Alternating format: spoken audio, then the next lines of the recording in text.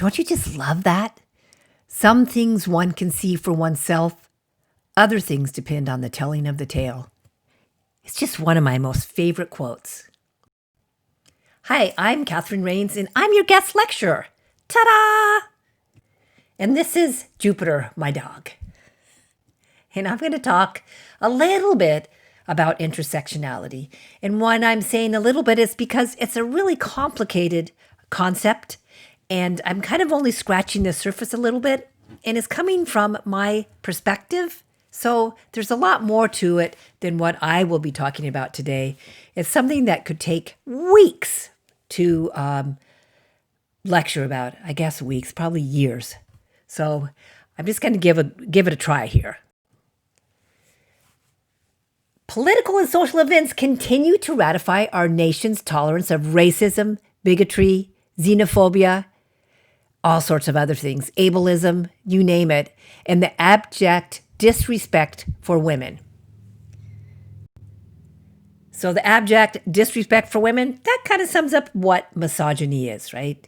The dislike of, contempt for, or ingrained prejudice against women. And we talk about that a lot in this class, the ingrained prejudice against women, right? That social construction of gender bias.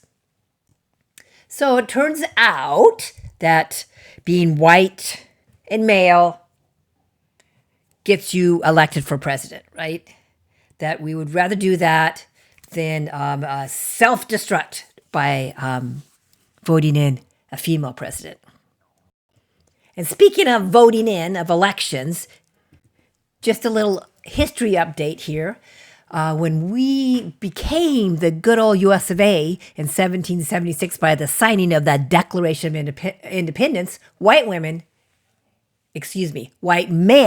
who owned property had the right to vote. That's it. Just white men who owned property. 1776 guaranteed the right to vote. As property requirements kind of got a little pushed out because, the Industrial Revolution, so there was other things going on. There was a determination that white men could vote no matter what. So by about 1865, all white men could vote even if they didn't own property. The passing of the 15th Amendment in 1870, 5 years later, granted the privilege to vote for all men, regardless of race. And then the 19th Amendment in 1920 granted finally the right for women to vote. Now, I'm not saying that it was all equal, even though these amendments were passed, right? It took a Voting Rights Act in 1965 to kind of help overcome legal barriers for African Americans to vote in some parts of our country. So it's not been equitable by any means, and still continues with some of the voter suppression stuff we've been talking about for the last decade or so. It's still happening. But I'm going to fast forward to 2020, and yes, no. So because men of color were the second social identity group granted to vote, it makes sense that that's going to be what's happening if we're going to ever get a white man out of office, right? We're going to get a man of color. And so interesting, that is progression, not going to deny that at all. But what we hadn't broken the barrier of gender, right? So the 44th president was a man of color, which is fabulous, but still a particular gendered identity, right? I like that, particular gendered identity. So while race became negotiable with President Obama's 2008 election, right, gender was still not negotiable. 2016, gender was still not negotiable. Yes. No. Yes, no. So we realize that gender bias prevails. If you look at the chart of our United States presidents from day one till current times. And what we've learned consistently in this class is that gender is constructed by culture and society, right? And ergo, gender bias, same thing. So gender is non-negotiable in 2008, 2016, and now we're going to 2020. Boom. Yes. No. No. No. No. And no. Why? Big question, right? So when I was talking about misogyny with you, it's not a men's only club, misogyny. Remember, it's ingrained prejudice against women. And since we're a part of our culture and we're constructed to take in biases, right? It's not only men that are misogynists. So 53% of white women voted for Trump. And you kind of say, huh? Given his already documented record of misogyny. What? So 53% of white women voted for Trump, and we didn't hear much about this when there's the big coverage, the big protest of the Women's March and the Me Too campaign. We kind of forget that part, right? We forget that part of our body of citizens that helped put a misogynist into office. So we get this kind of feel-good account of resistance, a cheery narrative about women in pink hats, and this is the part I love, as a fixed biological category of people who all experience the world in the same way. So that's a quote by Daniels, who happens to be the woman there holding up that sign. So I'd love this, a fixed biological category of people who all experience the world in the same way. Then, of course, the question was way back in 2016, as I was crying in my beer. Well, I don't drink beer, but I was crying. Was that me? Was I part of that viewing of all women the same? I mean, here I am a feminist. Here I am thinking that there's many layers of feminism and women who are feminists and all that. But had I been doing this? Mostly practicing white feminism. So, white feminism, set of beliefs that allows for the exclusion of issues that specifically affect women of color. So, kind of like that one-size-fits-all of feminism, where we're all women are, well, like a fixed biological category, right? And the mold is white women, and everyone else has to fit in. So, I'm not pointing fingers here at all to anyone. And I'm not suggesting that anyone but maybe me has been guilty of being a white feminist, right? So it's not like there's malice, but it's hard to look beyond the dominant culture model of everything in our society, right? So as a product of my culture, I'm sure that I'm quite guilty. And if we look at our dominant culture in the United States of America and all over the place, this is kind of the list that we see. Male, white, heterosexual, Christian, temporarily able-bodied, youthful, and has access to wealth and resources. So that's our kind of standard for a lot of how we view the ideal in our society, right? And we talk about that quite a bit in this class. And so gender bias impacts women, duh, right? All women. But whiteness provides a definite advantage for some, like me. So, in the words of Patricia Hill Collins, one of our lovely contributors to our reader, white women are penalized by their gender, but privileged by their race. So just a really easy, quick example of that, right? When we say, oh yeah, men make so much more than women. Women pretty currently, right now, make about 81 cents to the man's dollar. Women only make 81 cents. But if we look at that, and not just as the model, and we break it down a little bit more, we see that's not the case. All these women here, they're not making 81 cents, right? Latinx, 55 cents. Black women, 60 cents. White women, 75 cents, and Asian women, 84 cents. So when you start breaking it down, you realize that we can't do this. We can't do this, right?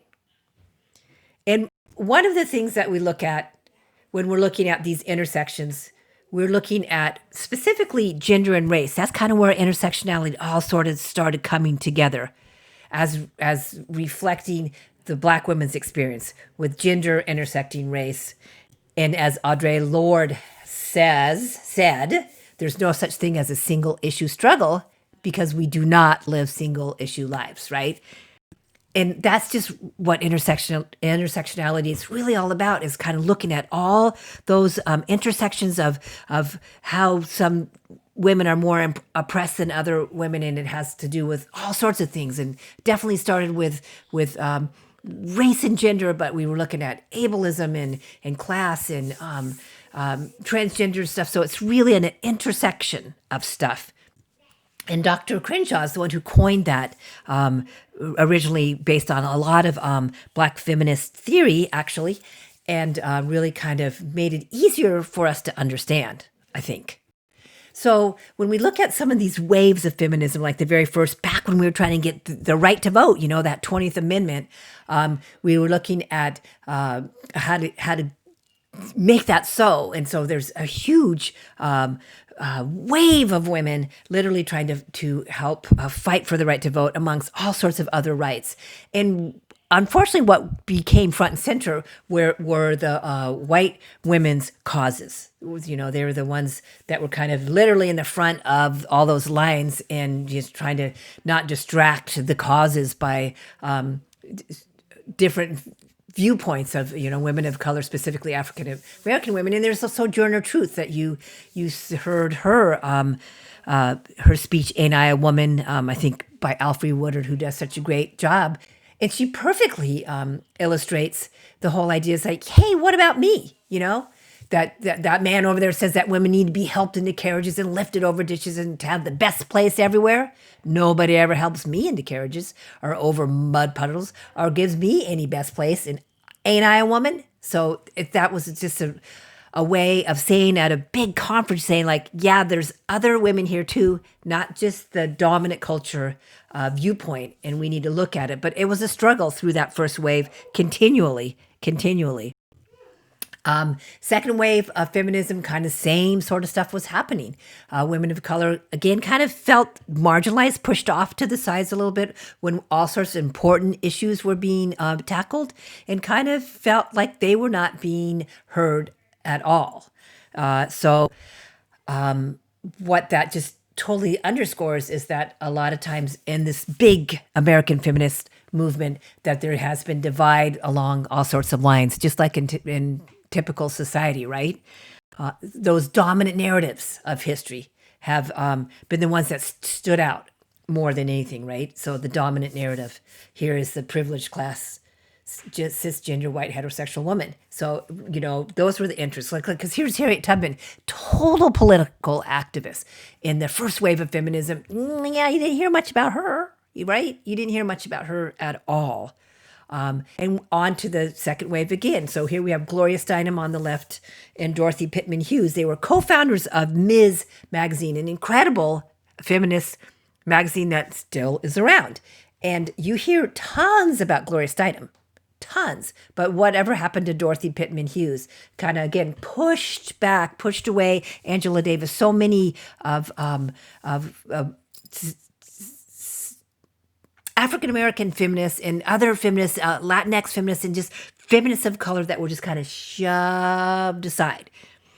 So now maybe we're here like at a whole new day in terms of looking at this, and intersectionality helps us look at this. So we have the typical Rosie the Riveter way back, and what's happening now is that we're not going to just look at just one woman, that fixed biological category of just all women having the same experiences and the same thoughts and same political viewpoints. We're going to make sure that we fold in all women, and we can have a common voice of dissent for sure. We can have some commonalities, but that we have to respect and honor all the different layers of our experience. And I think intersectionality really helps with that. So we go from this Rosie the Riveter more to this Rosie the Riveters, right?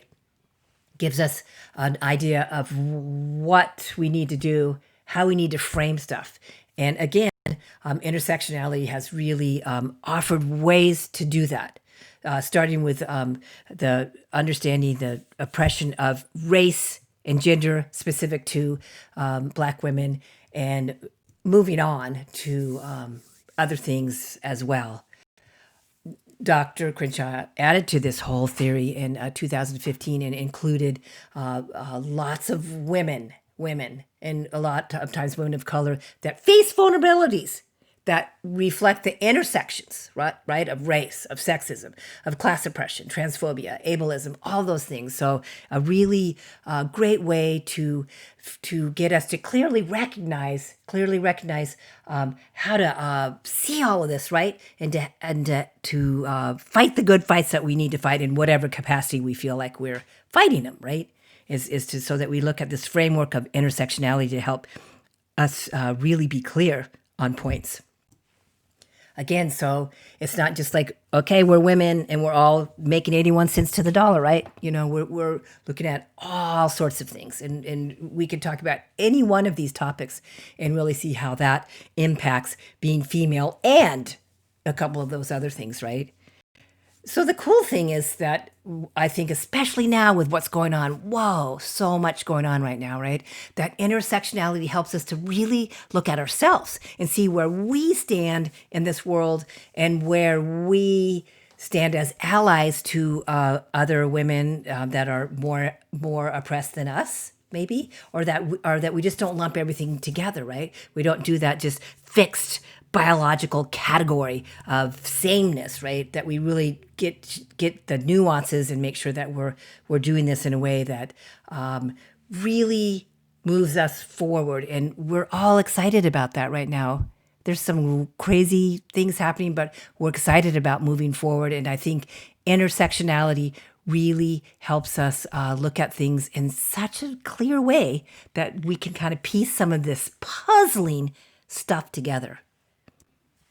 And that's about all I have to say right now. A short viewpoint of intersectionality. And thanks for listening, and stay mighty out there.